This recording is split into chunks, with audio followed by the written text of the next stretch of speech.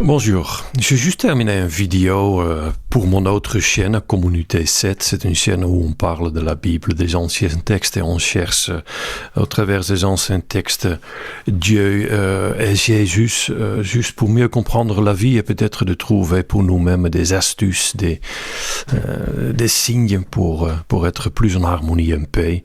Communauté 7, il s'appelle, il est trouvable sur YouTube. Si ça vous intéresse, n'hésitez pas de vous abonner et de partager vos réflexions dans nos discussions là-bas. Mais le but de ce que je m'adresse maintenant à vous, c'est que je crois que même au-delà d'une certaine croyance ou de recherche de la croyance ou de la philosophie éternelle, je crois que cette phrase est aussi très importante actuellement pour nous tous, même des gens qui sont comme nous en train de chercher un peu les règles du jeu dans cette dimension terrestre, dans notre réincarnation. Et je me laisse inspirer depuis un moment sur la Bible de Pléiade. C'est une autre façon de présenter des anciens textes plutôt scientifiques et plutôt littéraires, c'est-à-dire aucun dogme, aucun compromis, mais juste brutement de traduction de textes anciens trouvés. Et là, j'ai trouvé aujourd'hui, par hasard un texte, et je le fais, c'est très facile. Je prends cette Bible, il y a plusieurs éditions, il y a trois livres de cette Bible de Pléiade. Je prends, j'ouvre, et là où je me ramène, ça c'est la phrase de méditation pour cette journée. Et là, je trouve une phrase qui répondu exactement à mon état d'aujourd'hui et qui me réveillait, je peux pas autrement dire. Et cette phrase, c'est: pourquoi sommeilles-tu, mon âme, et ne bénéficies-tu pas le Seigneur? Chante un hymne nouveau au Dieu qu'on doit louer. Bon, si vous êtes pas du tout dans l'acceptation de ces genres de langage, et vous dites: oh, ça me fait absolument pas de bien. Mais moi, je regarde au travers des mots, et je laisse les mots ressonner à moi, et je dis: mais mon Dieu, tout est expliqué. Tout est expliqué sur le fonctionnement de l'univers pour nous, des gens qui sont spirituels, métaphysiques, paranormaux. Tout est expliqué. Mais je peux comprendre pour certains le mot Dieu, il freine, ou le mot l'âme. Mais si vous lisez cela sans aucun jugement, vous pouvez dans cette phrase déjà constater qu'il y a deux choses qui communiquent: l'âme et Dieu.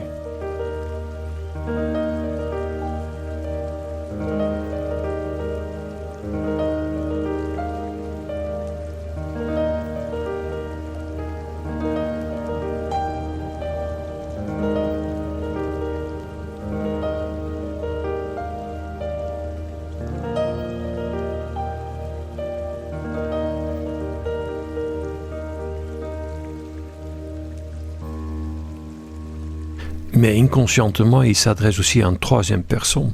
Et cette troisième personne, c'est nous. C'est le jeu, c'est le mental. Et cette phrase nous dit très simplement: ne reste pas trop connecté à l'extérieur par cette addiction en permanence de croire que le matière, c'est la réalité. Mais adressez-vous à votre intérieur. Adressez-vous à des choses à l'intérieur de la matière, pour mieux comprendre la dimension vibrante que nous sommes. Nous sommes devenus aveugles à comprendre la réalité de on se trouve. On se trouve dans une réalité qui est absolument pas la réalité que vous voyez sur le téléphone, sur la télévision, au travers de nos hommes politiques, en croyant que l'argent, c'est la seule manière de le faire. Non, il faut regarder au-delà de ça. Il faut tuer l'ego. Il faut être plus prudent avec vos mots. Il faut commencer de journée avec une gratitude, avec une harmonie, avec une paix, comme j'expliquais dans la vidéo d'hier.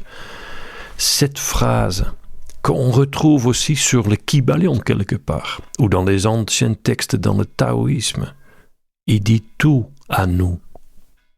Réveillez-vous. Réveillez-vous.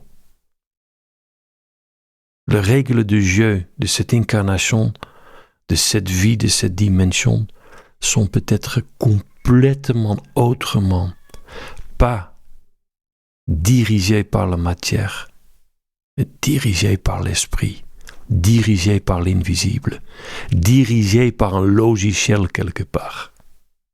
Méditez sur cela aujourd'hui. Ça va vous aider à se mieux sentir. Vive l'au-delà.